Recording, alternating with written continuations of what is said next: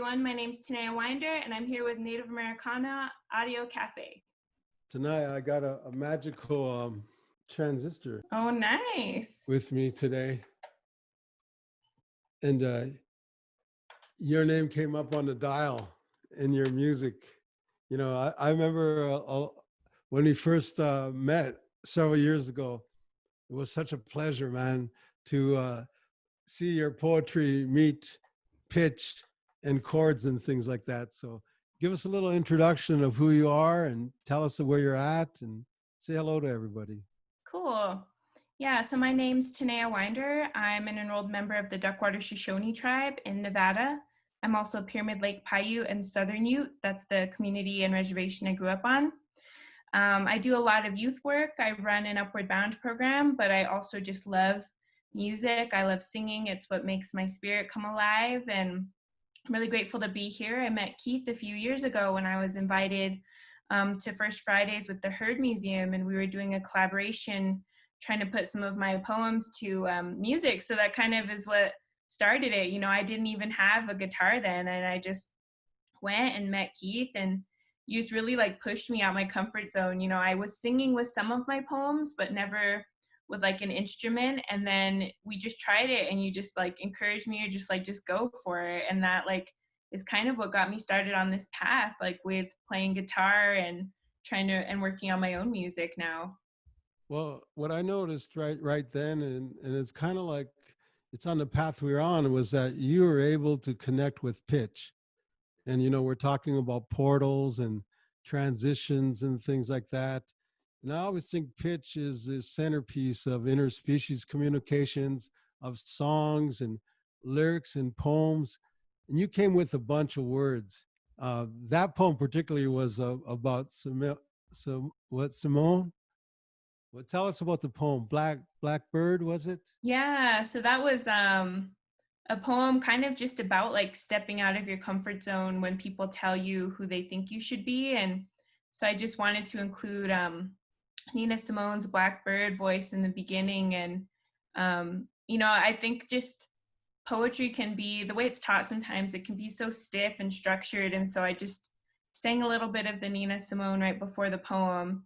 And then, you know, working with you, like you kind of just helped me bring it to life in a different way that I hadn't thought of before. I recently heard a piece that you have on your site, and it's way out there far with beats and everything like that. Tell us about this new stuff. Yeah, so a few years ago, I think maybe even like the next year after you and I worked together, some of my Dream Warriors artist brothers, Frank Wallenthal, Paul, and Mike Jordan, bought me my first guitar. And it was really like, I was really surprised because normally I was the manager. I was like booking all the gigs for them and stuff. And, you know, Frank had like come up with an acoustic version of My Stone. And I told him like, I think I can sing with you. Like, let me show you what I can do. So he sent me the track, and then I showed him what I came up with when we were on a gig one time, and he's like, let's do it. And so that's like what kind of got me more comfortable singing on stage. And then later that fall, I just got this big package, and they were really bugging me like, did you get the edible arrangement we sent you? And I was like, what?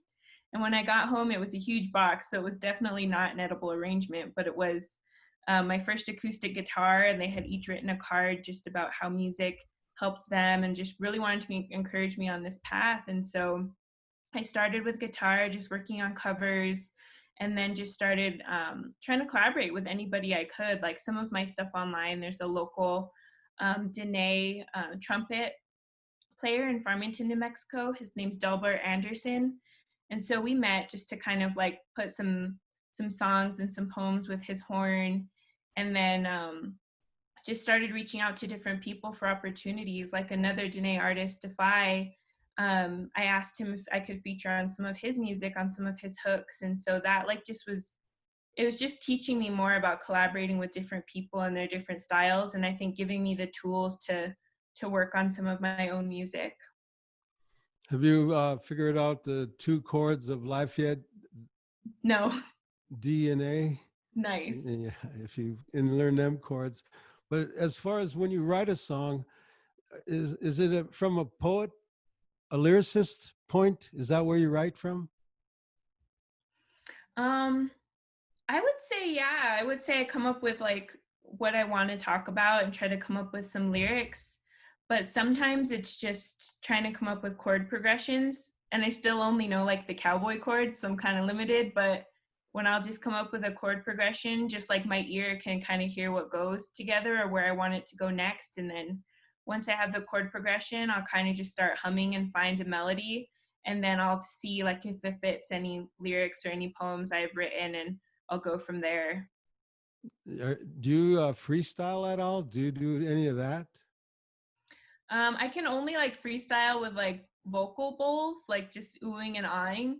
But I think that's something I would like to work on more too, like just trusting more. I think there's a lot of trust that comes in freestyling, just trusting your gift and your ear. How about the transition that we're in as Native people? uh, Musically too. You see a lot of change, even the last 10 years. What have you noticed? Yeah, I've noticed just a lot of people just really making more beats, like putting a lot of their stuff online. It's almost like a no fear kind of time. I think before maybe a lot of people would wait to get things perfect before sharing it and how you would try to get it on radio. And now I think a lot of people are just sharing on social media, seeing how they can get out there, and trying to just work with different mediums, like different instruments. I've seen a lot more collaboration. I think social media makes that easier. But I still like love listening to music from the 90s and like 90s country. So I wish I had found music sooner, because I think the kind of music I want to make is more like old school. How about a little song? You don't have to play the whole song, but could you give us a little sample of what you sound like Sure. on your acoustic guitar? I have to wear these glasses that I get from heaven when you're playing. Okay. This is a new one. It's Well, called do you mind if I put in the background your give you a little background here? Sure, sure. Yeah, You this one's a new recognize it? one. It's called Let Go, The Clouds Have Already Rained. All right. I want to write a song to heal your heart. Some turn of phrase to keep you from falling apart. There are days even the sun doesn't want to shine, and that hanging moon refuses to pull tides. Maybe one day we'll learn to let go. I know some breaks just want to hurt. Maybe we'll just let the fire burn. I know the clouds have already rained. I know this surviving can feel like exploding thunder. When I look at the sky, I'll always wonder if you were here, would stars still make you feel alive? Would the moon's beams still bring a tear to your eye? So that's a little preview of one. That was excellent. This is such a pure voice and a presence. You bring us right into the present tense, and I think that's where intention and that's where medicine is in music. And it get us to that moment where healing is too. And I'm glad you kept pursuing the instrument and playing the guitar. Um, but you came to it as a writer. You published your poems and things like that, which a lot of people. How do you do that? Yeah, so I went to grad school for my Master's of Fine Arts in Poetry. And I was really lucky because I chose a program where Joy Harjo was teaching at the time, and now she's the first Native Poet Laureate. Incredible. So she really mentored me and took me under her wing. And she just was so like giving. She gave me opportunities, encouraged me, and didn't like want anything in return. And that really just taught me a lot in that experience. So I got my first book out there, got it published, started touring. But music is actually what helped my poetry career. I feel like that's when I met Frank, and I had started like performing with him. And I could do a poetry reading and maybe I would sell like a good amount of books. But when I would go perform with Frank and the Sampson brothers, I would just do like 1 or 2 poems and I would sell out of all my books. And so I think that really has changed my art, like as a writer as well. Like I'm working on my second book right now, and I think it's very much more informed by music. I think the impact of music and the presence of it, and the stage presence, live music has a certain medicine, and I think that's what you feel and you give. I know you give, and those are some powerful performing brothers that you mentioned. They've helped you, I'm sure, along the way. Oh yeah, like just encouraging me, helping me feel confident, sharing their space and their platform. I really think like them helping me and like just seeing their like ethic and seeing how they perform, seeing how they show up as their full selves. And all of them always mention you too, like you're just like, get out there, do it, like let's just make it happen, like the freestyling aspect. I think it's interesting to see too, like those threads, like your influence and the other ones who've taught us, like continuing to influence how we show up like on stage and in our lives.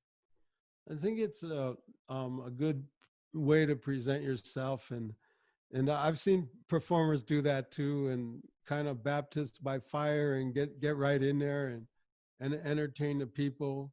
But it comes with a lot of sacrifice. I know, like even learning to play a G chord, or like I said, the 2 chords of life, the D and an A chord. Um, it's a magical moment. Can you remember the moment when you first, oh, I can play a D or something like that?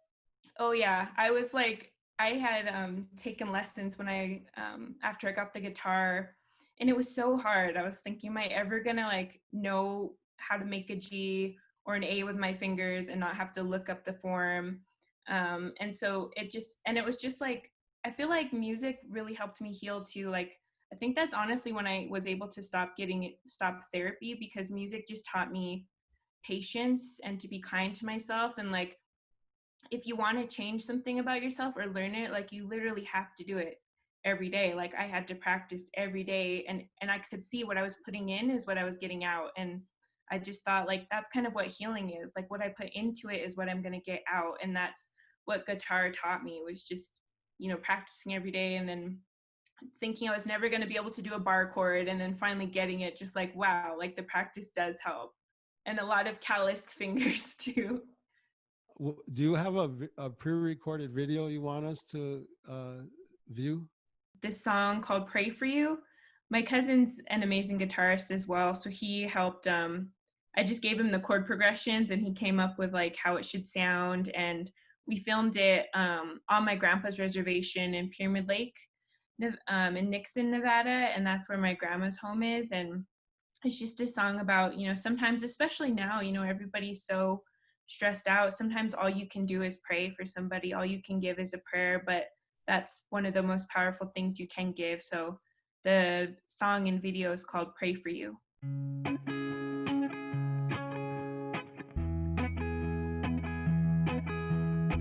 He told me that he just wasn't enough.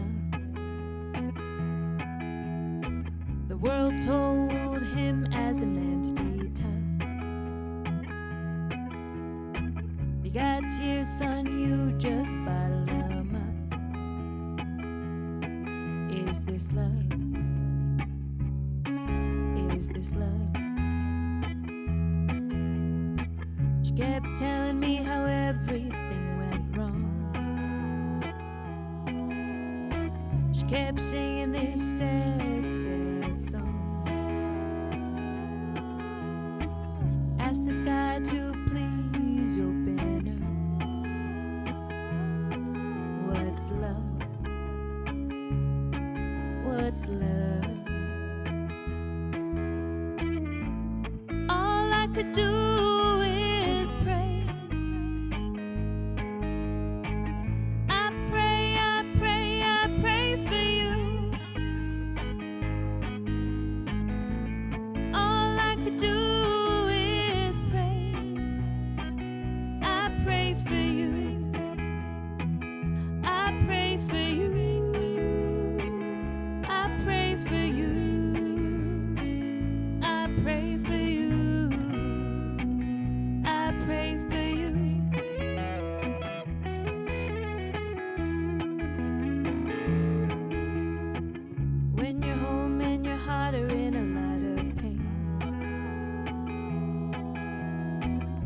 just can't see a way to survive another day.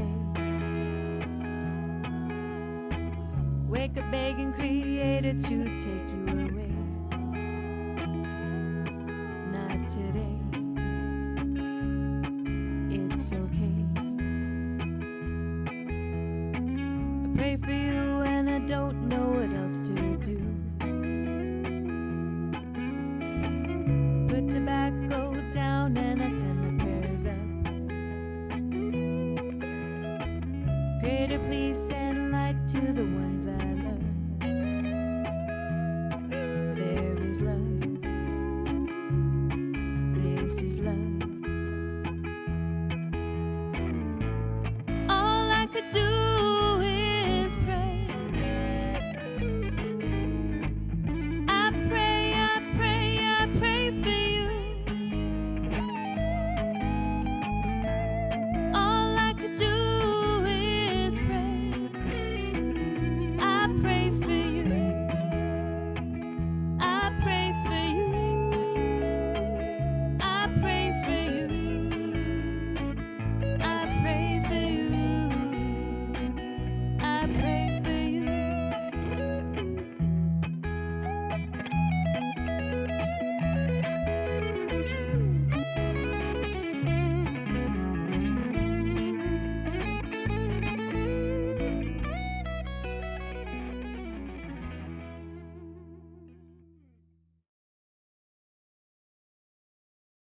How have you been holding up during this COVID time? I think it's been tough because I think I've just been, you feel the pressure to be more productive because you're at home and you don't have all these outside things. But then your heart is in so many places, like with our communities across like the country who are struggling, reservations who are being hit harder. So I'm trying to help organize, like to help raise funds to get to people in need. And that like takes an emotional toll as well. I honestly hadn't been playing like as much during this time, and then I find like when I'm getting super stressed out, like then I just need to like play music and jam for a little while. But I think it's just teaching me a lot about balance and turning inward, and I've been exercising a lot more too, being at home, like just taking care of my like mind and my body. um, that's that's exactly how a lot of musicians I've talked to um, over the last few weeks, I've said exactly, it's been kind of hard to play. Even myself, I just started doing it again, really playing. And even some of the musicians who play all the time were saying, man, I got out of practice, like in just a short time. Mhm. It's it's an interesting time. What about how's it going to roll out? How do you see it? Like, what's the future? How are you going to do a gig? Anything like that? Any thoughts? Yeah, I really hope that, we find a vaccine for this, because I think like for me personally, I was definitely getting burnt out, like traveling so much, and I'm grateful for it. I'm grateful for the communities and people that bring me. But then as soon as it's like, you dread going to the airport or flying, then something's off and you're out of balance. And like, I never want to bring that energy to like a community that I'm visiting. And just, I was just thinking I got to slow down, like I got to take more breaks. And now that I'm forced to slow down, like I miss performing, I miss connecting with people. And I told myself, like, if I ever get to do this again, like not on Zoom or not online, and get to travel and visit communities, like I'm not going to take it for granted ever again, because there's something so special about sharing the music and the poetry live and hearing how it impacts people and talking to them and encouraging them. Like I never want to take that for granted again, and I hope we can get back to a place where that's possible again. The beautiful words, like well said. And it's nice coming from a young woman, and you've seen it all in this business, and you empower our young females and our young rockers too, like people like that. And what do you think about all the what female artists bring to the table? Oh yeah, I think just what I've seen too, like with my like group, like my little inner circle, like I think female artists have just a different kind of strength that allows you to lean on them. Like we'll have ideas about things we want to do. Um, and something just about my sisters, even if they're overwhelmed and busy and have kids and doing all kinds of different things, like they're always willing to like, yeah, I'll do it, I'll help. And I think having that like energy, I think brings a different like balance and almost like a creative force, like almost like a breath of life, you know, to help keep our brothers going, to help encourage them go where they need to go. And I think, you know, women, like we just have, you know, we have the ability to give life, and we have just this like nurturing and caretaking side, but we also have this fierce and powerful side. And you know, I had just done a song with another Native sister. Her name's Jessica Calderon, and we did this. It's my first time rapping, and it's called Rise, and it's on Spotify and stuff. But that was my first time just like working with another like female artist, and I worked similarly with Lila, and it was just so like encouraging and just felt like a safe sisterly space to create. And I think, you know, seeing strong women who you know, I think growing up, sometimes you don't want to share the struggles you go through as a woman because maybe there's embarrassment or there's shame. But seeing these women show up and share their stories and then share the song that came from that story, I think is something that any like young girl can use to help inspire them to make it through like their tough times. What would you say to a young person or an old person wanting to pick up poems or guitar for the first time? Yeah, I would say do it. Like, definitely do it. I think, you know, we are all storytellers. We all have a voice, and that voice matters. And nobody sees the world the way you do. Nobody has your voice and your thoughts. And it's never too late to learn something new. Like, it's never too late to do something that helps you express part of your spirit. How about poems?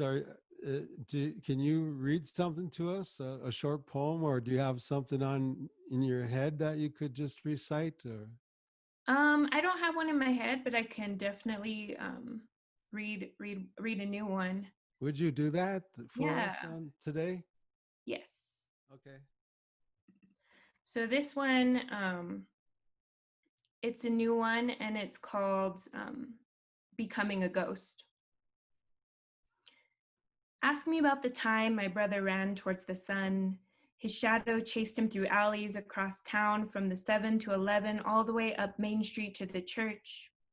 Most nights you could find my brother from the empty bottle caps he left on corners, said, "It's how I find my way back home." During Mass, he offered bottles in stacks so high they say you could climb your way to heaven. Once he offered himself in pieces, vodka mixed with tears, no chaser. He never could tell the taste between angel or demon, scar and wound, or grief and pain. Ask me about the time my brother disappeared. We were 16 when he tossed his heart shoestrings over telephone wire, dangling for all the res dogs to feed on.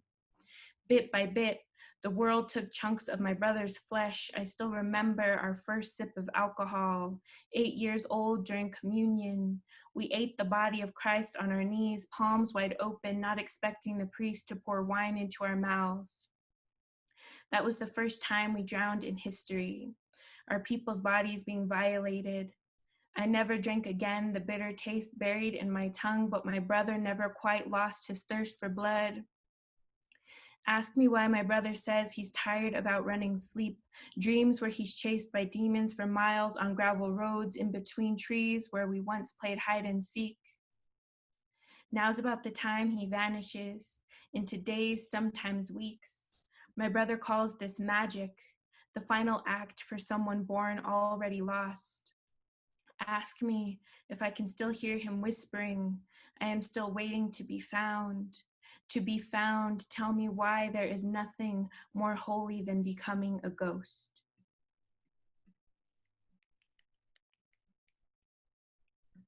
Wow. Wow, that's no wonder I asked you about so many things today, and you answered us in such an eloquent and graceful and beyond your age way. Thank you for so much of sharing that. And when you write a poem, what do you start with? The first line, the last line? Do you massage them or do you edit them? Or Oh yeah, sometimes a poem can take a year or years. Like it just comes to me like in an emotion, and then you just kind of get lost and like get pulled into like the scape of it, like the world, like the realm that the poem exists in, and it kind of just like word vomits itself out. And sometimes I think I'm writing one poem and it's like five poems, and then I have to separate it out and then go back. And it's definitely like a labor of love. Like if you have a knot in your back, you go to get a massage and they work it out. That's kind of what a poem is. It's like a knot that you just have to massage out to see what's going to come. you know, I always tell people that we're searching and we're finding the lost barrio of music in America. If you stand in a puddle of water long enough, even rubber boots will leak. The Mm. spirit of the land has permeated the souls of America. But we're on the search of this lost barrio of music. We know about the Celtic barrio, we know about the Caribbean barrio, but the Native American barrio was distorted, obliterated, over romanticized, you know, like, and so now we're on this discovery, and you're one of these artists that are showing us this barrio of music. Any thoughts about Native influence on music? Oh yeah, I think I think about that often, just our heartbeats and how much we like grow up like just, the ceremony of it all, like the drum beats, the fire, like thinking about that, I think that really is what makes good music great. Like it's just how do you bring yourself to it? Like I had seen this documentary when I was visiting my sister in Canada. I love APTN, and there was a show where they would go into like the prisons and work with men and women and teach them songs. And one of the guys, he was doing a lesson, and he said, I forgot what instrument it was, but he was like, this instrument that we use as for our people, like this is the structure of the song. Like you have to think about it like this ceremony, like how do you enter it? And then this part of it, like he was going through it like as if each song, writing it was a ceremony. And it just blew my mind. I was thinking like, I feel like I know it intuitively and tap into that, but like I'd want to like start thinking about that more intentionally when I'm writing songs. Like if it is like a ceremony, like what gets people in, like what keeps them there, and like you want them to come out like transformed or healed in some way at the end of the song. And I think us bringing that spiritual aspect to music, I think has influenced it in ways people can't, really express fully. Have you ever heard the term write yourself out of the song or write yourself out of the poem? Mm-mm. I guess it's this idea of a metaphysical.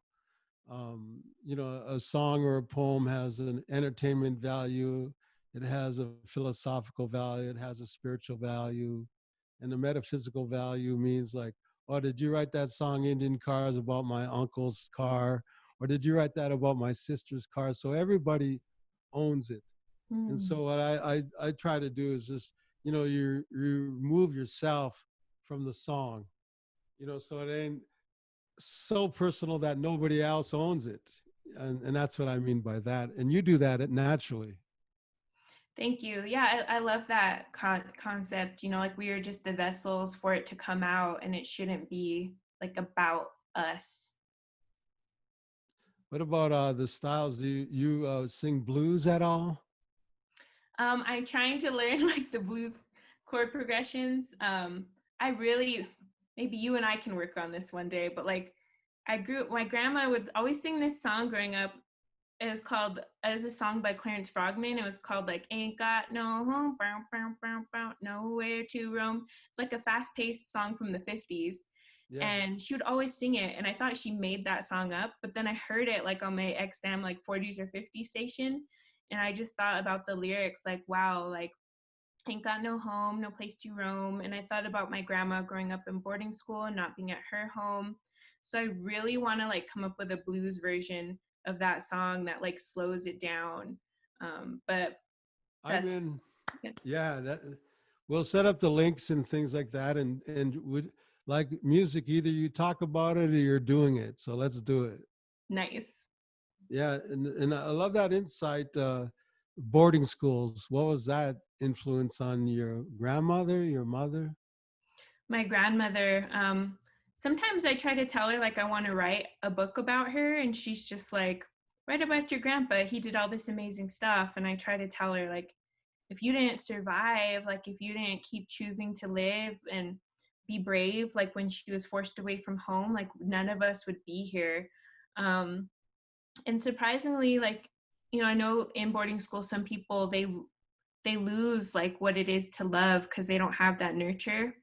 But my grandma is so loving. Like, I think that's so beautiful that her force of love and that power like can carry it on through like my mom and my aunties, and my sister just had her first baby, so now my grandma's a great grandmother.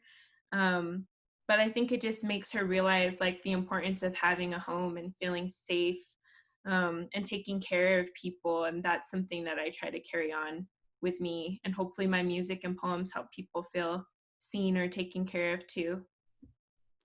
Well, you said some powerful words here today. Anything else today you'd like to add? um I would just say like, no, this is awesome. Like, keep supporting Indigenous artists. Some people are coming out with amazing things right now. And if you're interested in music or poetry, or you feel a calling to you, like, just get out there and do it, because it's calling to you for a reason. And if it's in your spirit, like, you're meant to sing, you're meant to write, you're meant to share. And it might not be with a huge audience, it might not be on a big stage, maybe it's just for your family, maybe it's just for you, but if it's inside you, it's worth sharing.